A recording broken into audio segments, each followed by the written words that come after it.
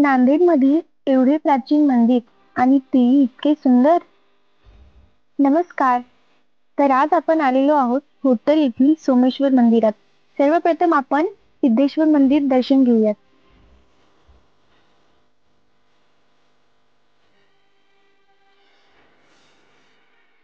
6व्या विक्रमादित्याच्या वहनी कुलाचा मांडलिक राजा सिद्दीकी याच्या नावावरून या मंदिरात सिद्धेश्वर असे नाव पडले. होट्टल येथील हे जे सिद्धेश्वर मंदिर आहे ते शिल्पदृष्टीने सर्वात प्रेक्षणीय आहे. त्या ठिकाणी आपल्याला नृत्य गणेशाचे शिल्प बघायला मिळते. त्यानंतर मंदिराच्या भिंतीवर अनेक अशा सूरसुंदरांच्या मूर्ती दिसतात. येथे फक्त महादेवाचेच नाही तर येथून 100 फूट अंतरावर माता पार्वतीचे मंदिरही पाहता येईल.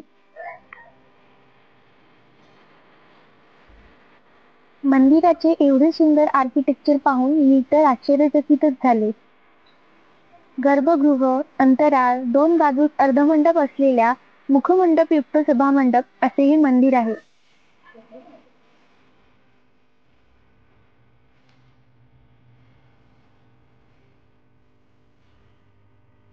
येथील छत कमलाकृती नक्षीने सुशोभित केलेले असून प्रत्येक कोपऱ्यात कीर्तिमुखे कोरलेली आहेत.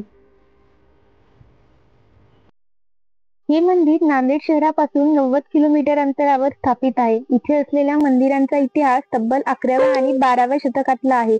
चालुक्य साम्राज्याच्या काळातील हे मंदिर चालुक्यांच्या काळातील हे मंदिर आहे. यांचा इतिहास सांगावा तेवढा कमी. नांदेड शहराला आलात तर ह्या मंदिराला अवश्य भेट द्या. धन्यवाद.